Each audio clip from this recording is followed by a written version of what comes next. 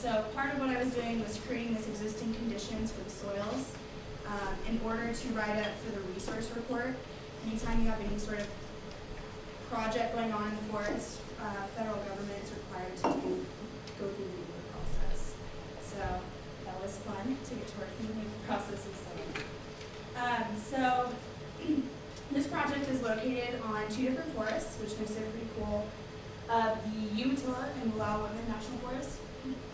And it's basically, this project has been put in place to protect Brant and Greenhorn, which are actually on private lands but near both these forests. So this area has high risk for wildfire, and with fire suppression that's been going on since the 1910 fires, there's a lot of fuel in the forest. And so there's a high risk for having wildfire that we really can't control, and risk for wildfire that's going to burn really hot. So about 63% is on the forest that I worked on this summer, and then 37% is on the Wallowa Woodland. And then we also have some treatments that are going to be happening in the wilderness. So I got this map.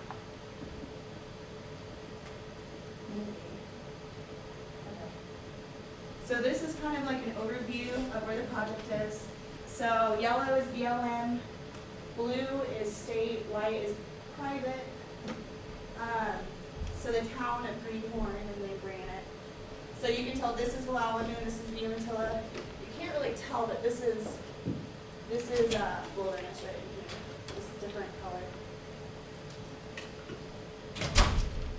So this is a map of the fire treatment. So as well as doing thinning and removing some of the fuel from these locations, we're also doing prescribed fire. So this is the area where we're doing prescribed fires. And this is just a map of the 10 cent project area. And so this shows all the different, so these are all different polygons, little units, and all of these are going to have different treatments. So like for example, the green, that's commercial thinning, non-commercial thinning, roadside thinning, firewood, where people can get permits to go out and cut firewood. I think that's it. And then I think the blue ones are actually riparian habitat conservation areas. It's basically near wetlands.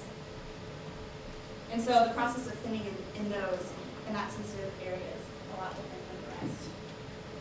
So this is kind of my systems diagram for what the natural resources have to do when putting together the existing conditions for this project. So basically, it starts with soil, then it goes to water, and then it goes fish. So soils has to start with our assessment, and then we can get it to hydrology, and we can give them areas of concern, and they can go check for like sediment in the rivers, and then they give it to the fish biologists who go out and actually look at the area. So some of our resource indicators, I guess let me go back real quick. So when you're doing the NEPA process, you have to have so we're writing an environmental assessment report. So you want to do existing conditions, and then we're going to turn that into the project leader, and then he's going to come up with alternatives. And so then we have to do a report on the alternatives. And so we have to look at if there was no action, if this project actually didn't occur, what are the impacts that are going to happen to these sites? And then cumulative effects is also what we're looking at. So some of the soil resource indicators that we're looking at are detrimental soil conditions, soil productivity, and soil stability. So the needs for the project, they're wanting to have a defensible fuel zone, just making sure that if we were to have a wildfire, can we control it? We're trying to prevent things from burning really hot. And when you thin, you're kind of controlling the fire behavior, or hoping you are. So crown fire is when you have fire at the top of the tree, and then it can spread really quickly. So we're trying to reduce crown fire and spotting. And we're also trying to increase the landscape resilience, kind of trying to restore it back to a natural, sustainable system. So some of the things that I worked on for this 10 cent project was putting together that existing soils report for the EA. So for soils, we use the TEUI, which is a terrestrial ecological unit inventory. So the NRCS went out and did so we contracted the NRCS to go out and do a soil survey. So we already know all the polygons for the soil series, and I'll show you a map of what the polygons look like. So you can have a single series, which is like one type of soil. Most of these polygons are actually a complex. So a complex can have 2 to 4 different soil series, and it's in order of dominance of the soil. So whatever soil series you have at the beginning of your complex is the most prominent. And then we also use the WEP. This is Water Erosion Probability Project, and it's this program that you can go into and you're looking at slope, aspect, soil texture, rock coverage, ground cover. And so you can put this all into this system and look at what the existing ground cover is, what all the existing conditions are, and then what would happen with different treatments. Like what is the probability of having erosion, of having mass failure, of having an issue where it's exceeding the threshold that is placed. So the forest, both of the forests have different forest plans, and in these forest plans you have to meet a certain threshold. So we can't go over a certain threshold for soil erosion. Another thing that I worked on this summer was creating the productivity index. I worked with Michigan State University. They already have the index, but I was indexing all the soils for this project. So basically it just uses a taxonomic name of the soil series, and then it looks at texture. And you can extrapolate from that the productivity of the soil, which is pretty important for other management decisions. It's pretty cool. Going into this. So if you have a high productivity in a soil, that means that soil probably likely was able to sustain higher amounts of vegetation. It's also going to be more resilient to disturbance.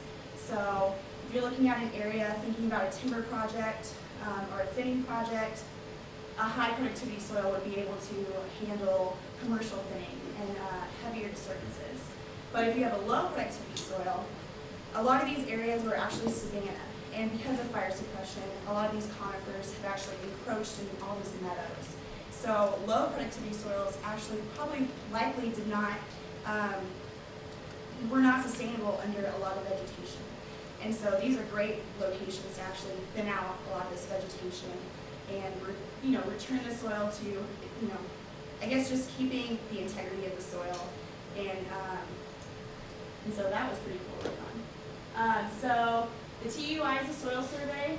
WEP is looking at erosion sediment. PI helps with management decisions. So we coordinate with fuels and all the other natural resources. And then we're looking at those resource indicators that I was talking about. And then we have to determine no action, the direct and indirect effects on those resource indicators, and then looking at cumulative effects. So this is an example of a soil series. Actually, when you go online on the NRCS website, it's really, really, really long.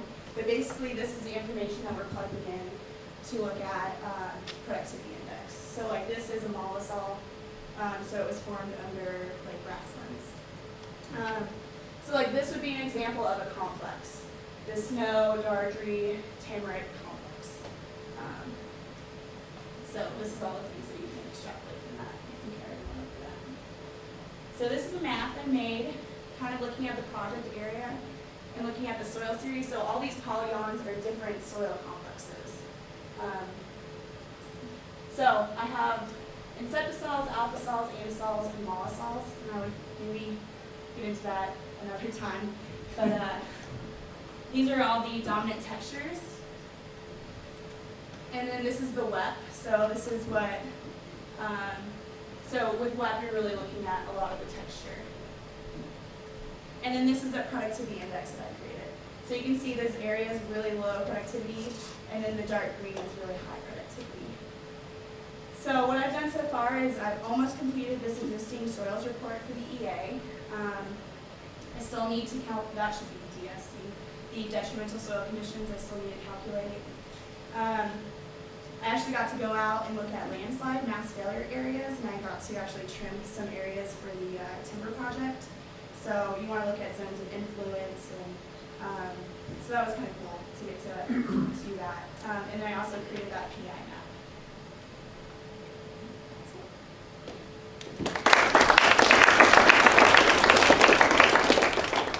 Any more questions? You mentioned the no action text. Yeah. Could you explain that a little more? Like you're making this report and you have to include what happens if you don't act? So the first part of the EA is looking at the existing conditions, and so you want to look at what's going to happen to, like for me, what's going to happen to the soil if this project doesn't occur. So, and a lot of things, plugging in stuff to that water erosion probability project. If we had a wildfire and did not actually do this project, there would be high burn severity and a lot of soil erosion. So we're looking at that, like what happens if there's if no action is taken? What is the probability of erosion? So. Mary, this is more for clarification. So when you're looking at this project, you're talking about tree thinning and Yeah, fuel so reduction? yeah, it's a fuels project. So it's thinning, it's commercial thinning, and it's also prescribed fire. So based on the soil type, that will tell you what type of thinning to do and where to do? Well, they've already selected the units, so they already know where they want to do all these projects. So we have to go out to these project sites and be like, this is not a good location for a commercial thing. You know, you have the texture of the soil and the slope. You have the zone of influence. It's just so. And then we can change it from commercial thin to non-commercial thin or just firewood only. Okay. Where is the Umatilla forest? Like, what kind of summer does it have? 'Cause I know that most of Oregon on the west side is a lot, rain here. So I was on the east side of Oregon. It's kind of like Colorado. Didn't rain a lot at all. I think it rained twice while I was there this summer. It gets really hot. It was like 104 for a couple of weeks. So it's really dry. It's the dry side of Oregon.